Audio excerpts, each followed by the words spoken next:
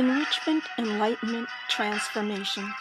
Rabbi Yisroel Cutler, the spiritual leader of Chabad of Cary, North Carolina, guides anyone who has been searching for a meaningful life and conscious living.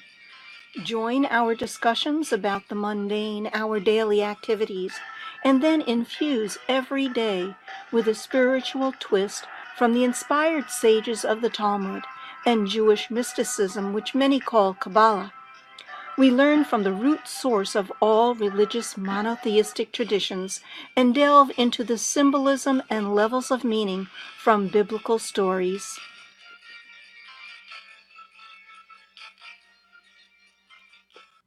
Good morning.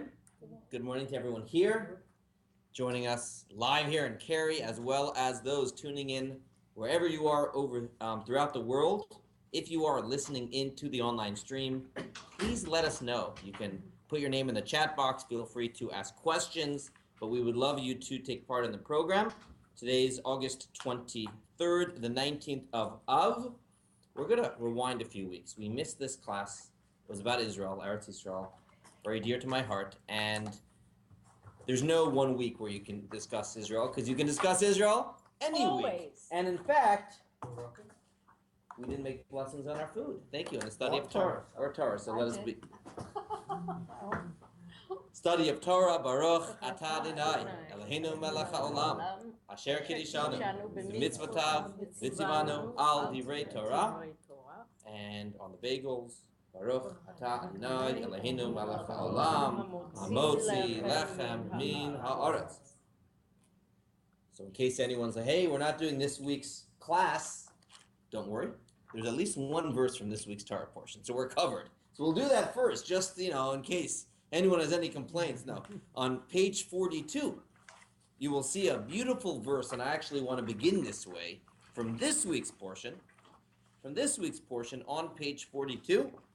And you'll notice on page 42, from Devarim in this week's Torah portion. And why don't you begin? Read this verse 12a on 42. Israel is a land the Lord your God looks after. The eyes of the Lord your God are always upon it, from the beginning of the year to the end of the year. Very beautiful pasuk, which of course lends the question, is God not looking at this country? Would God have selective sight? You mean to say America is not? So what does it mean when it says Hashem, God, looks at Israel from the beginning of the year to the end of the year? What does that mean?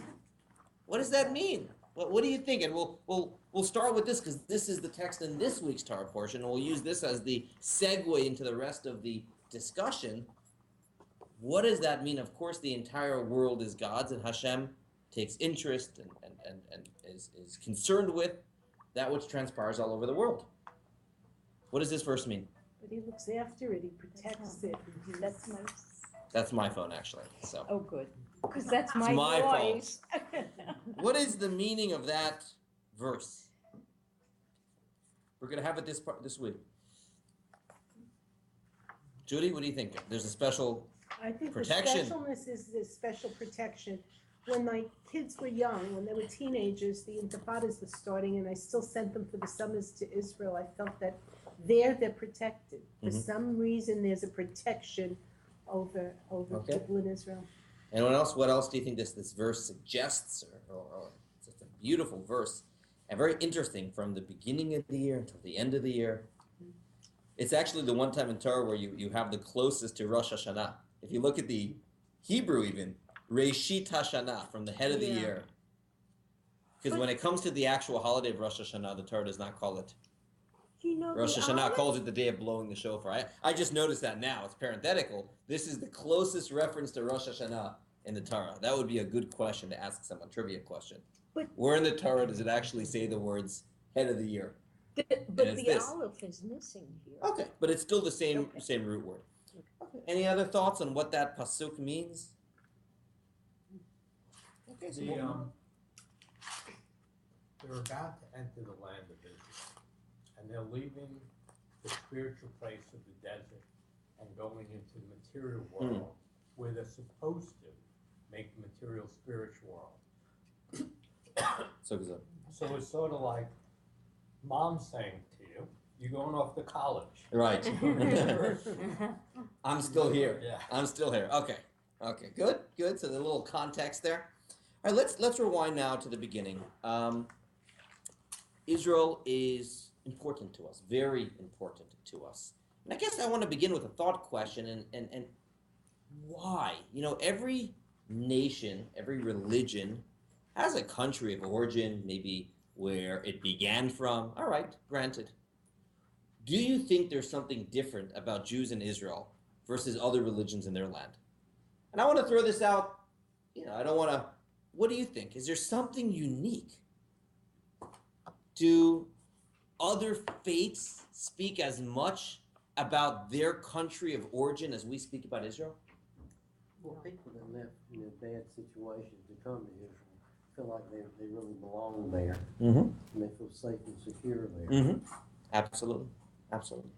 You know, we didn't all grow up in America. You know, a lot of people didn't grow up in America with that safety and security. Do you think any other the first text today is going to be where the Bible gives the borders of the land of Israel. We'll do that quickly. Do you think the Quran gives the borders of Mecca or Iran or Iraq? Does the New Testament will give the borders of the Vatican or Rome or Italy or any of that? I think for the Quran, It doesn't. there's no The answer is no. It's something unique. Our fascination with it goes further. There's something like, why? Okay, it's where we came from. Does every other nation 3 times a day in their prayers finish off the Seder next year in Jerusalem, finish off Yom Kippur? There seems to be, and again, correct me if I'm wrong, please give me examples from other faiths, where there is this level of emphasis and focus. Every nation has, you know, in America, there are sacred places that were important to America's history. And every faith has that. And I'm not dismissing. Every faith has significant places on the map where momentous occasions took place. It just seems that in Judaism, it is more than that. So, yes. Yeah, because it was the unifying theme throughout every diaspora. We always prayed to return to Yerushalayim, whether it was in, Sepharad, in Right. Ashkenaz, in wherever it was a unifying yearning. But I'll play devil's advocate to that. And Okay. that's absolutely true. Everything, but I'll argue and I'll say that, you know what? If anything, what makes Judaism unique is that it can be done everywhere and anywhere. Mhm. In fact, the giving of the Torah, Matan Torah, our most important event in history, took place Not not in Israel, order. perhaps to teach us this lesson that the Torah is not just restricted to one land, and that we should not say we're only Jews if we are in Israel and the Torah doesn't apply anywhere else. So to suggest that the Torah is specifically not given in Israel. So you're right about that. And my question would be why? We have Rabbi. Torah and mitzvot all over the world. So why was that unifying necessary? So you're absolutely right. I'm just going a step further. Yeah, Pam. And then, I was and gonna one say second, that I think, My yeah. question is that Mohammed is also all over, it seems to me. I mean,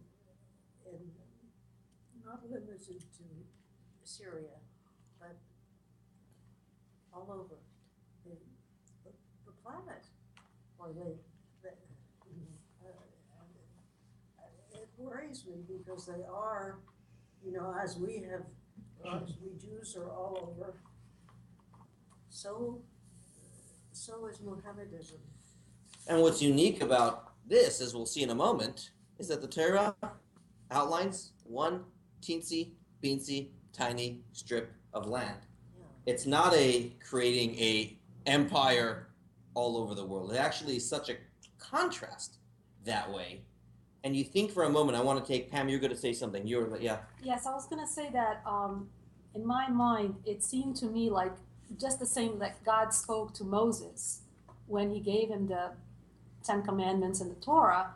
He spoke to Moses, he didn't speak to anybody else, Mhm. none of the other religions. You ask what's so special about the land of Israel and why this connection. And this is what's so special, is that God spoke to Moses, and it is the only religion that God actually spoke to someone, but also God specified that land as well.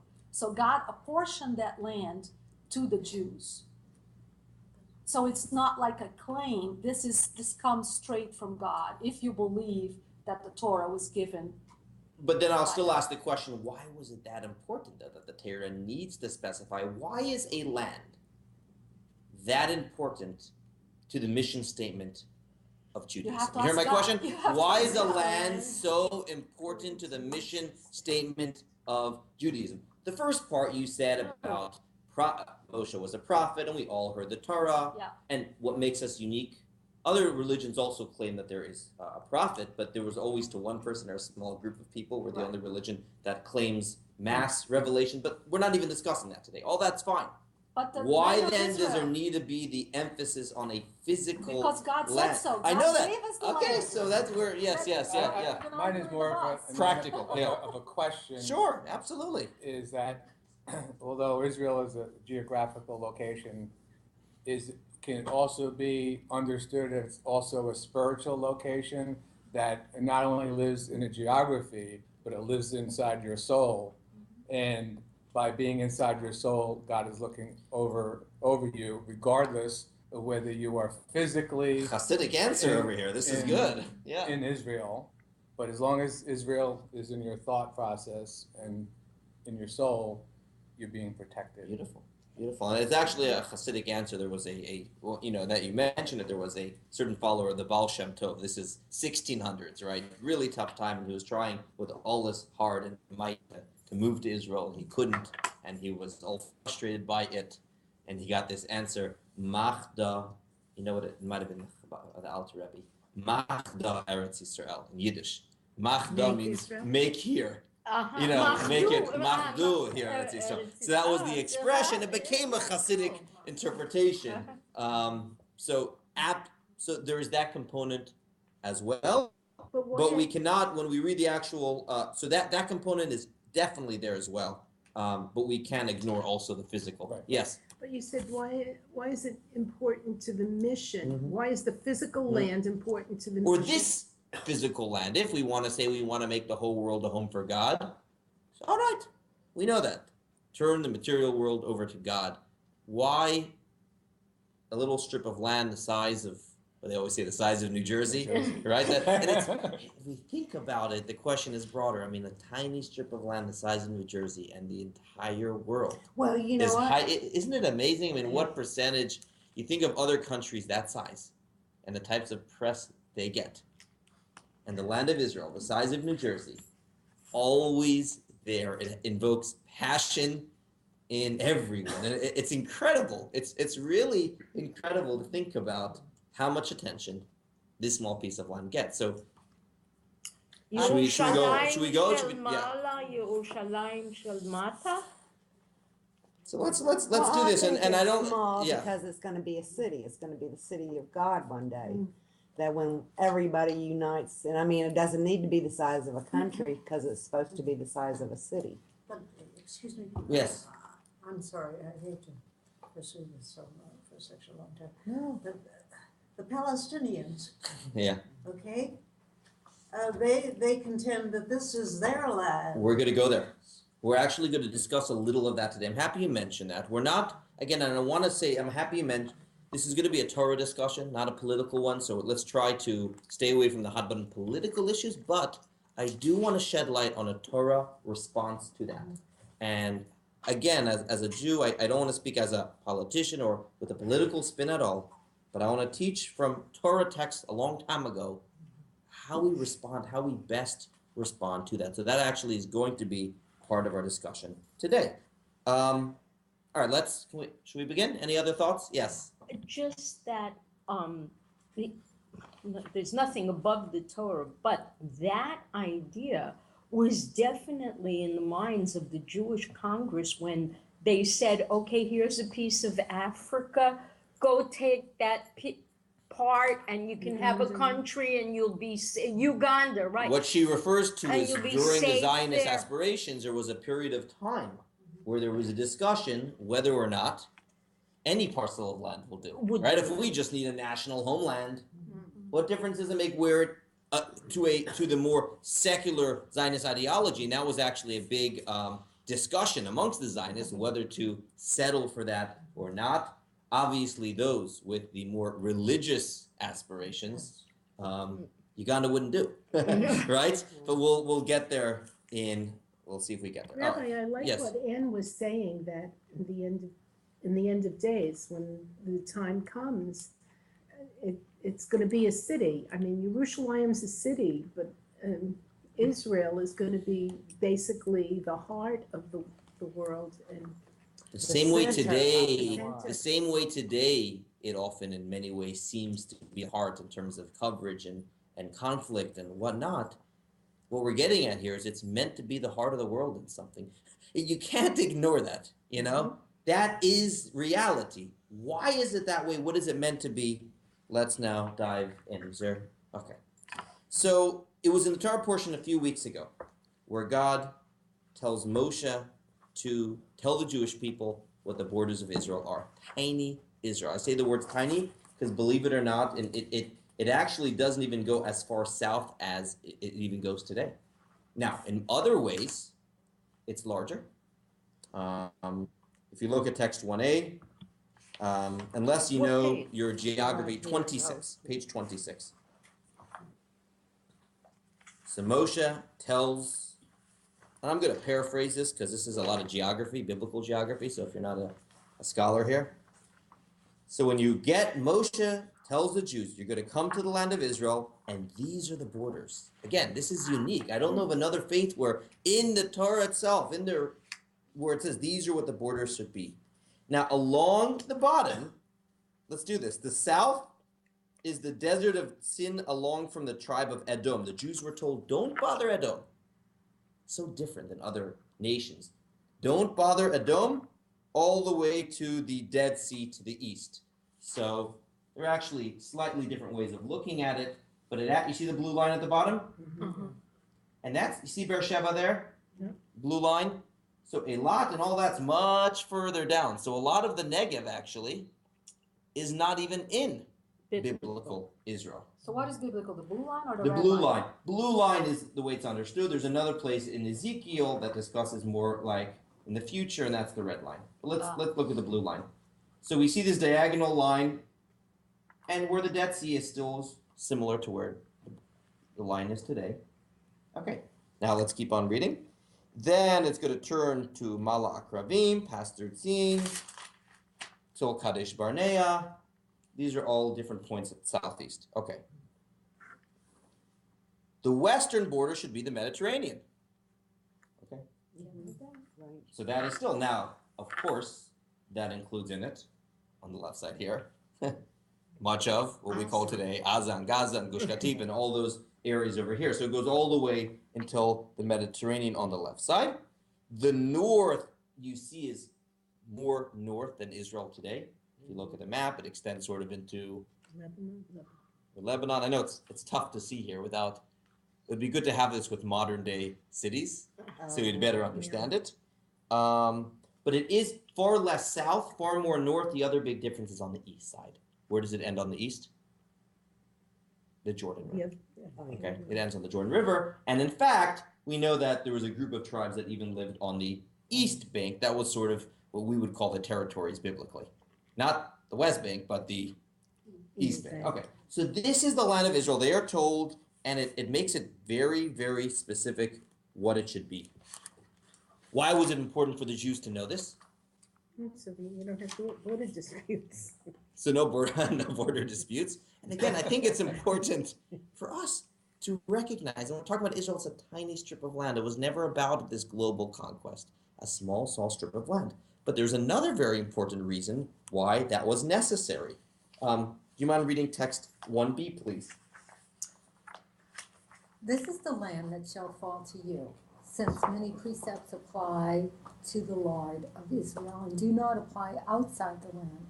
Scripture found it necessary to chart the outer limits of its boundaries from all sides to inform you that the precepts apply everywhere within these How many mitzvot are in the Torah? What's the number? 613. 613. Do you know that we always say that today without a temple and whatnot, you know what percentage are done practically today?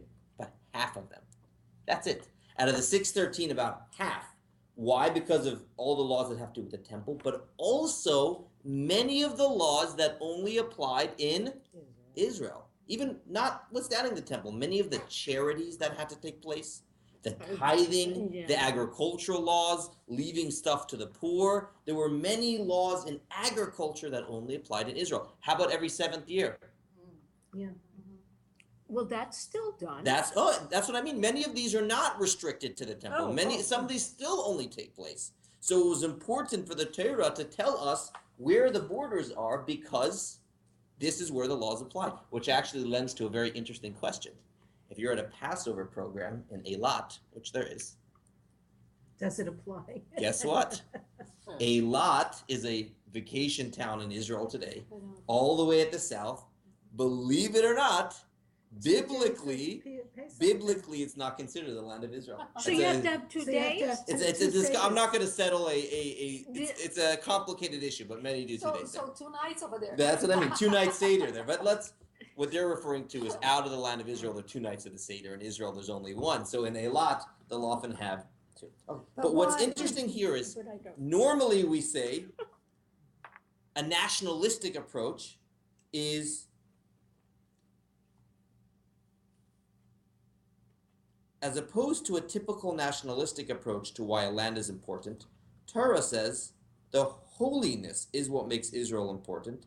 The land is special because it provides more opportunities to do mitzvot. Right? There's something special. It gives you more opportunities to do mitzvot. If you look at a mitzvah not just as a commandment, but an opportunity to be closer to God, you have more chances to do that in Israel than out of Israel. So when you have That are Moses unique to- asking God over and over to go into the land of Israel, it wasn't just because he wanted to go to the Dead Sea and as a tourist, right? He wanted the opportunity to do mitzvot that can only happen in the land Well, can I of ask Israel. a Yeah, question? yes. You know where there's the abundance before the 7th year. Is that true in Israel today? It has been proven. I mean, it takes faith. I'm not going to say it's always easy, but everyone does it. Everyone manages. I've told stories before of times where they have seen that abundance. I'm not going to say every single time they see it. What I will say is the promise stays true But today. why would it not work on the diaspora then? Because the mitzvah was never meant to be out of Israel. It's only in Israel. In other words, It's just God says that level of faith. that level of To faith. take a year off for the farmers every 7 years, that can only take place in the holy. We're getting to what a holy land See, is. I want to go there and spend 7 years. I wanna Okay. see this. But now, so when we think about the Lashana Haba B'Yerushalayim, all the dreams of going to Israel, there's a spiritual theme here. It is a land that has more opportunities to connect to Hashem.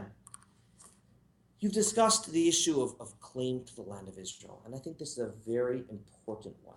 You know, typically in our discussions with other people, as Jews, you know, we'll keep the Torah religious claim, we'll want it to ourselves, but when we talk to other people, typically, most people are not as comfortable eliciting the religious claim and would rather give other claims to the land of Israel, such as one of two things. Either the historical claim, we've lived there for thousands of years. At most times in history, there was a Jewish presence there.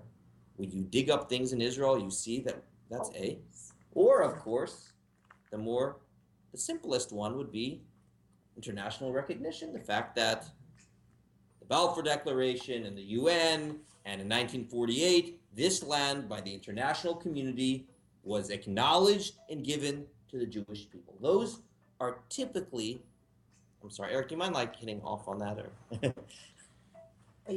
or see if it's my wife? If it says Khana, does it? No. Okay, that's fine. I should. So those are typically what people will say. One of those two. It's the UN decided it belongs to us. Thank God it was given to us in 1948. Or look in the ground. Historically, for thousands of years, our people have been there. And I think, A gold coin 2,200 years old. and it is incredible. However, I believe with both of these claims, we're on shaky ground, shaky footing. If you want to speak about the historical claim to the land of Israel, guess what? The Philistines. What are we about to read? We weren't the first ones there. The Canaanites were there before we were there. And there were times throughout, Who was here? it says it was called the land of Canaan. It was called the land of Canaan. There was a group of people called the Canaanites. Abraham moved into the land of Israel. Now it's true that Abraham, Isaac, Jacob, and the matriarchs lived there for a period of time, but it wasn't given to them. I mean, they were not the first ones there.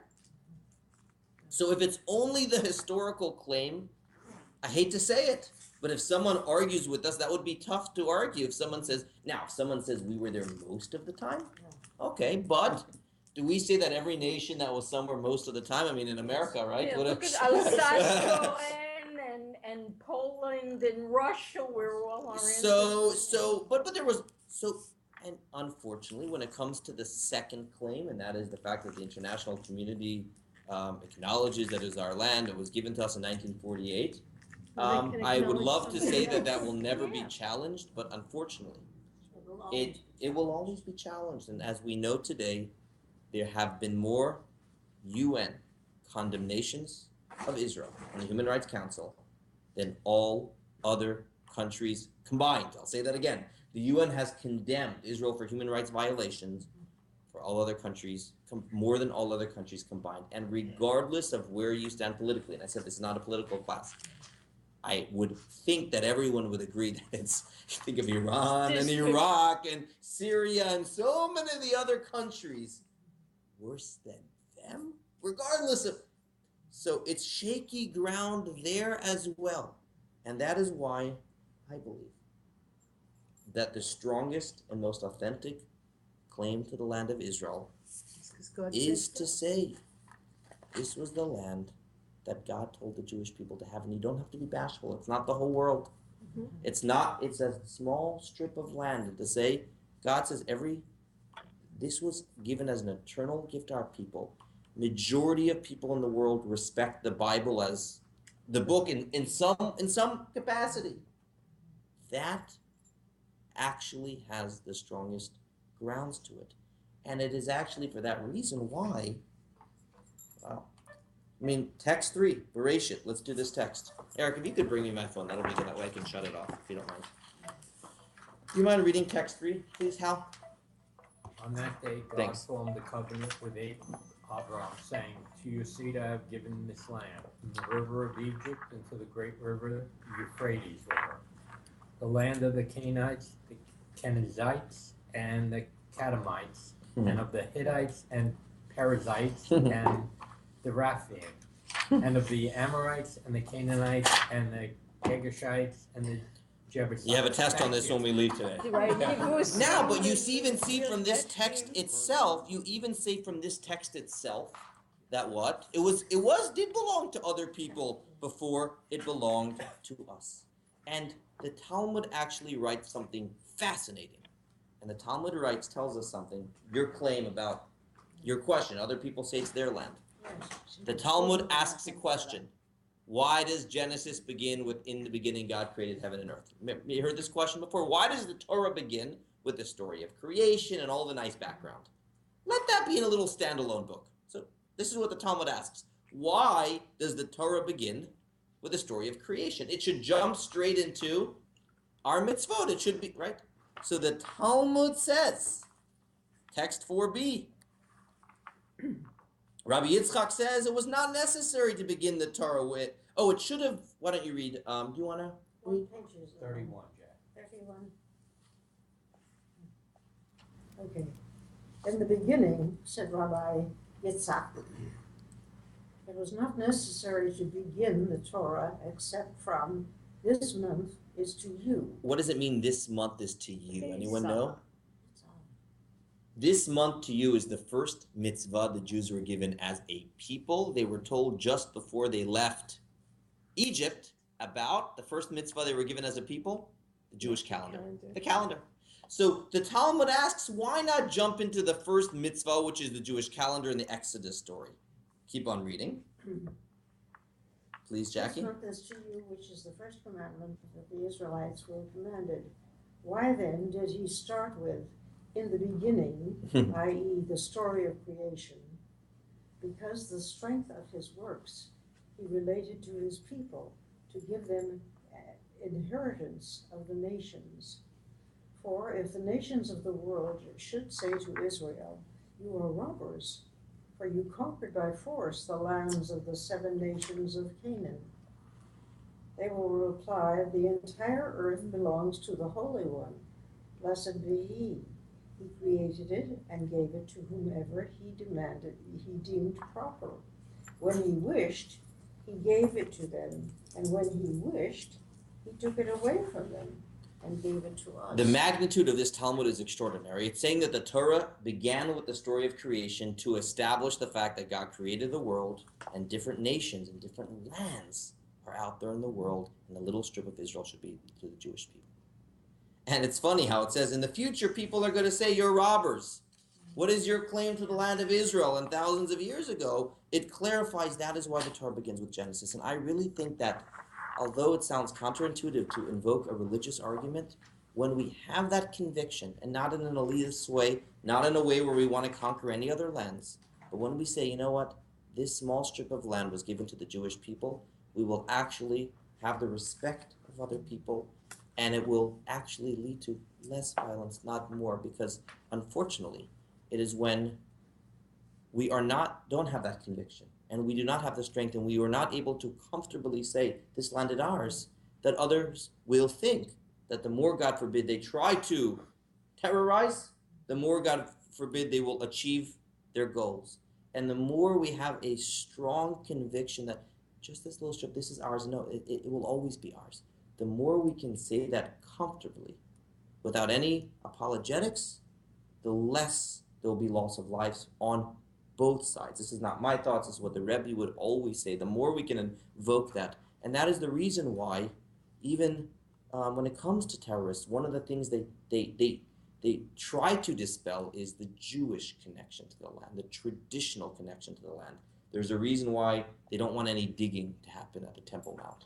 Why? They're trying to destroy the Jewish connection. Sure, They exactly. don't care about the physical property. Exactly. And you see an interesting text that's from 32 from Nathan Sharansky. It's from Haaretz. And they say that Arafat and many others try to get rid of any Jewish connection because they know that if they can get rid of the Jewish connection, then guess what happens? The ground will be shaky. And what I find, I want to show everyone a short video, and it's actually from someone who is not known to be a religious or observant in any way. It's the first Prime Minister of Israel, David Ben-Gurion, okay, and who, if you Google him, you will not see Torah observant as. So I want to show you a very, very interesting story that I recently saw. This is from the former chief rabbi of Israel. His name is Rabbi Lau. And Rabbi Lau is a survivor.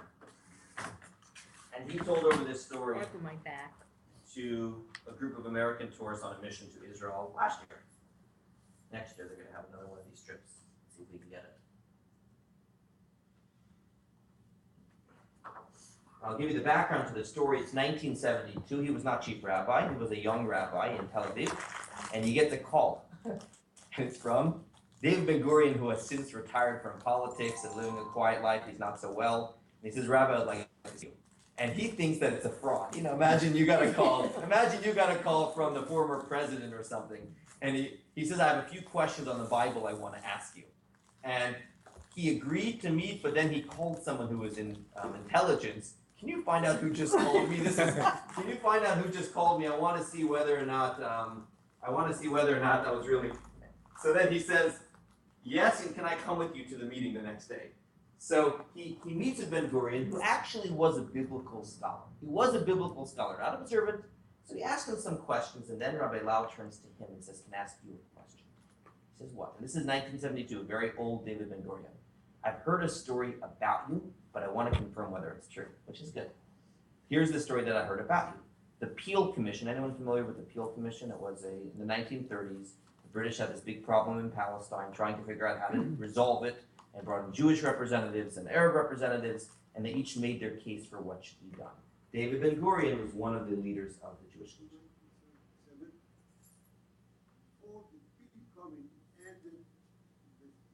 One second, make it louder.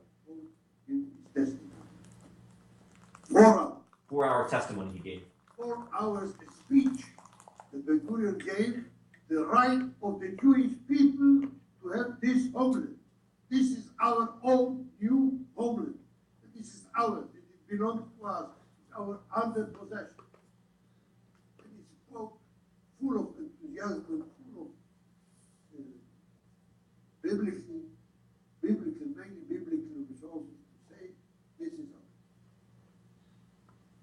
When he finished his speech, there were no cellular telephones at the time, 37. 1937. Almost 80 years ago. The journalists, Journalists. the radio people went out. There were 3 cabins, public telephones. They stood in a line to give to the editorials what were the main points that Ben-Gurion made in his historic speech. All of this I tell to Ben-Gurion himself. He's telling this to Ben-Gurion. 1972. What happened in 1937 was him. He was listening. After he finished the speech, time for investigation. Lord Peel. Lord Peel asked him. Mr. Ben-Gurion, may I ask you a personal question? He does that. Ben-Gurion, of course. Lord Peel, where were you born, Mr. Ben-Gurion? Ben-Gurion, in Bronx. Plansk, I don't know. Lord Peel, where is it Bronx? In Poland. In Poland. After a while, Lord Peel whispered into the microphone. Everyone should know. A very strange phenomenon. All the Arab leaders, the Palestinians, who came to our committee, were born here in Paris. Such as Nusayba, Nashashibi, I don't know this. Husseini, and Tal. And most of the Jewish witnesses were not born in Poland, like you. Poland, Russia, Lithuania, Galicia, Hungary, Romania, mainly east of Europe.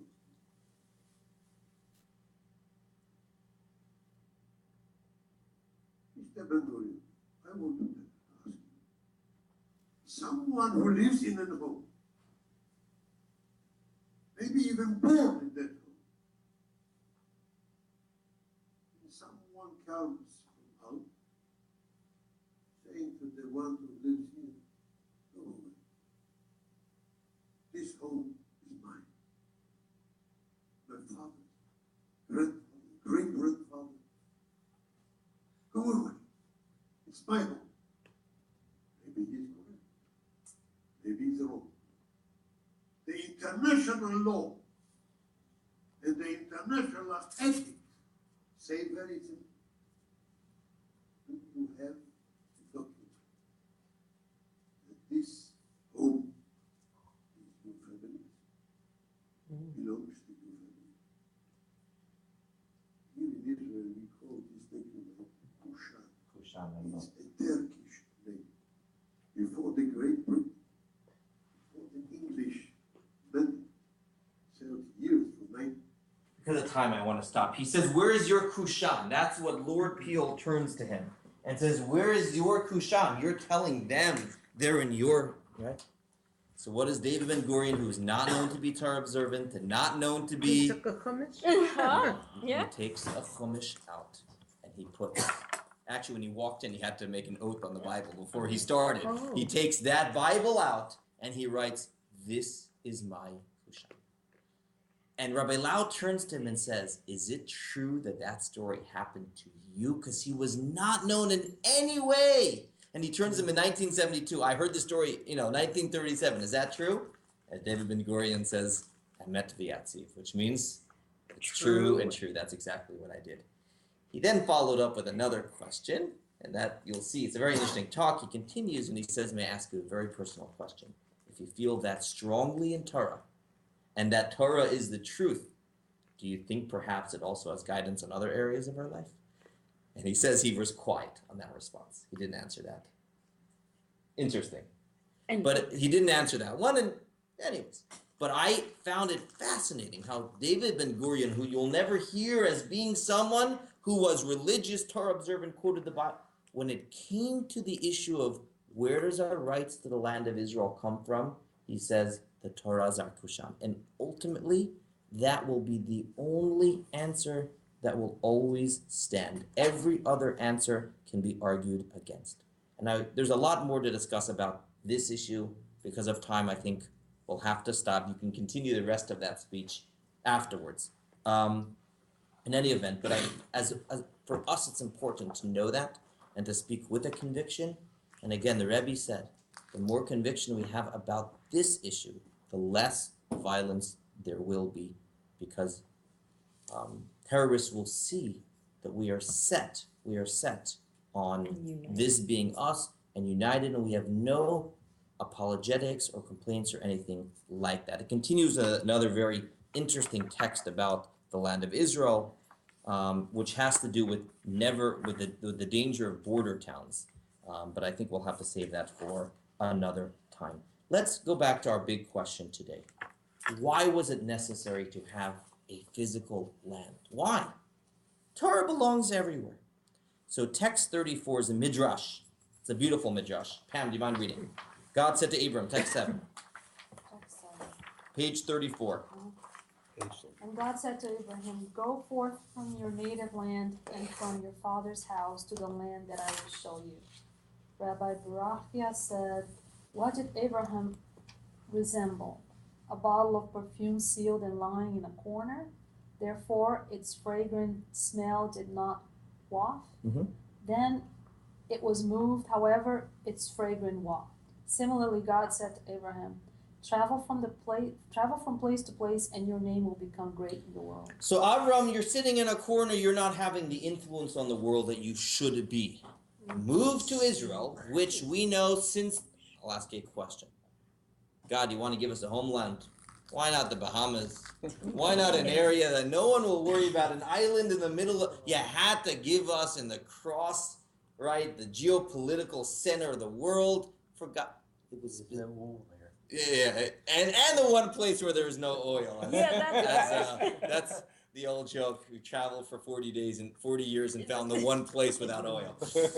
But it's for a reason.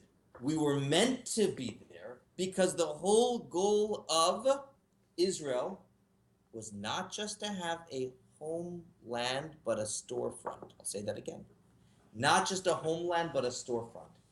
Yes, the Torah applies everywhere in the world, and yes, we have to keep the Torah everywhere in the world. There was meant to be one place from which the monotheistic values, Torah beliefs, Torah values would be so strong, the perfume would be very powerful there. From that place, Torah comes forth, as we say, Ki mitzion tetzei Torah. From Zion comes forth Torah. And that truthfully is what Abraham did at the beginning. Remember, Abraham made this little hotel? He made a hotel, maybe the first Chabad house. And he made a little Chabad house over there, and old guests and visitors would come, and he would feed them, and then he would teach them about the belief in one God. That is what Abraham did, but that is what the land of Israel. So it's interesting. It's not that the Jewish mission is defined by the land. No, our mission is to bring godliness to the world, and that is best done when we have a home base. We need a home base to do our mission in the world. And now we go back to it says in this week's Torah portion, very interesting, that even spiritually the land of Israel was conducive to this relationship with God. Moshe tells the Jews, oh, we're leaving Egypt, we're going into the land of Israel. This is in this week's parsha, I'm paraphrasing. In the land of Egypt, you'd be able to get water anytime by channeling water from the Nile River, and that would water your crops. Now, guess what? You're going to the land of Israel. You're not going to have to do that anymore. Now you'll depend on rain. Good news or bad news? Not so good. That's what he tells us. That's Well, supposed but you to be. have to have faith. Ah, so it is a land that is spiritually conducive to what? A relationship with God. So now we come to a definition of a holy land. What does a holy land mean? What does holy mean? Special. It's Sacred. Spiritual, but this too we need definitions for, because what is sacred and what does holy mean? You know, if I ask, is Tuesday a holy day? What will you probably answer? Well, it's a good day. Okay. Pamayim Kito, Okay, that but wasn't a is good Wednesday a example. holy day? But what would you probably answer? It depends on what you do with it, right? But if I ask you, is Shabbat a holy day, what will you say? Oh, even before you start, it has. So one definition perhaps of holiness is the extent to which something has an overt relationship with God. Again, I'll say that definition again. What is holiness? The extent to which something has an overt relationship with God. If I say, are bagels and lox holy? It depends. You're eating them while you learn Torah and you make a bracha on them. That's holy. But usually, yeah or no. But a Shabbat meal is automatically holy. If I say, is a Torah scroll holy? Yeah, even before you do, because it's not. I say, all it is some hide. It's not hide. What is it? It's a Torah scroll. So the land of Israel is a place that has an overt relationship with God. Even before you do anything there, it is special because it is chosen by God to be a holy place. Every place in the world has its own, gift to the world. Different countries, different nationalities do different things. Israel is conducive to what? Spirituality, holiness, overt relationship with God. And therefore, there are more mitzvot done in Israel than anywhere else. You cannot ask people outside of Israel. So what Shabbat is to time, Israel is to space. Wow. And in a sense, what our people are supposed to be to humanity, what we're supposed to be. And that's why a Jew celebrating Shabbat in Israel is considered the triple crown. The triple crown. It also, unfortunately, works the other way around. And I'll take a question in a moment. God forbid, negative actions in Israel, guess what? Are a bigger slap in the face than anywhere else in the world, because it's a heightened sense of relationship. So when the verse says it's a place that God watches over the whole year, God of course watches over the entire world, but there is an overt. Overt means obvious, more felt, stronger, even to the naked eye, in the land of Israel than anywhere else in the world. Yes? You might have just answered my question. Yeah. But couldn't you say, since God created everything, Mm-hmm. that everything is holy? It's based upon your earlier comments, because he's created it. So why isn't everything holy? Because, so the difference is in what is perceived. Perceived. God made a world of diversity of people and countries, and that's for a reason. It's not supposed to be all the same, right? We know that Judaism is unique in that we're not trying to convert the world. It's good for non-Jews to serve God in their way. That's, as long as it's in a moral and ethical way. So not everything is supposed to be the same. God wants differences, and there are differences in the degree of which some. Like, every day is Shabbat. Why does there have to be a Shabbat? Right? Yeah, you mentioned a minute ago, is Tuesday a good day? Yeah, it depends on what you make it. When God plants the seed, you have to do the right thing with it. Exactly. And for most things it is that way. The potential is there. It is up to us to actualize it. But there are certain things that we say have an overt, and that would be what Israel is meant to be. And therefore, it's why? In order that we can have this home base from which our spirituality can go to the rest of the world. So you mentioned the way one day, that's what it's supposed to be.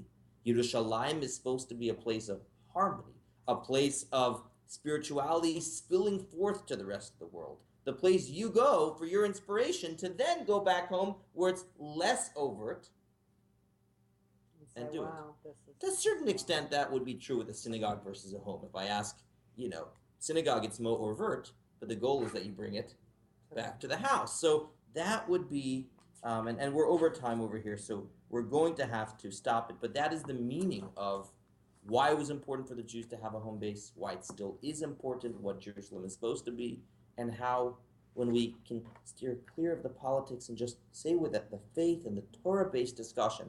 And I know there are a lot of other issues that are complicated, that are not simple, that need to be resolved.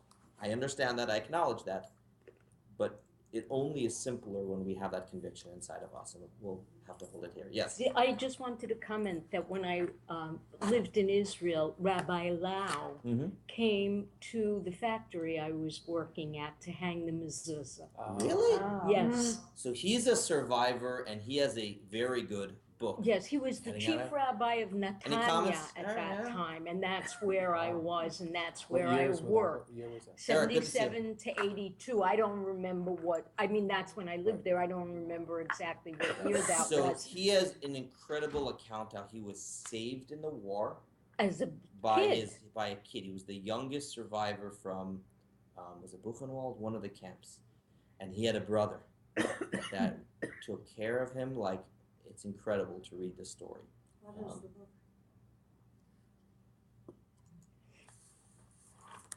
It was very. And I'm going to hold it here, You know it. and I'll tell you the answer to that afterwards. But we're out of time. Thank you so much for anyone I who always joined like in. to say, at that time I worked from in over men's underwear. the world.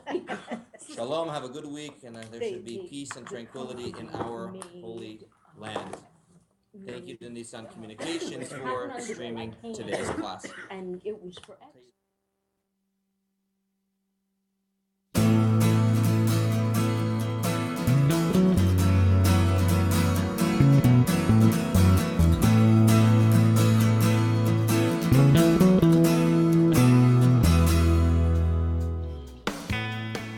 You're tuned to the Nissan Communications Network.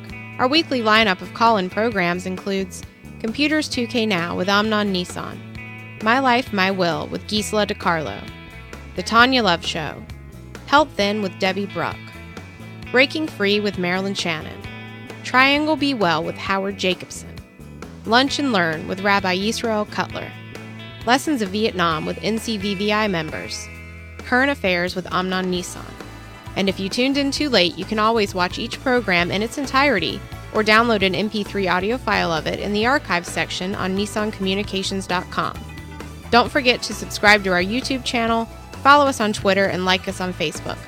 Sponsored by Atomos.com, makers of quality video recorders and converters, CarolinaApparel.com, and DeltaForce.net.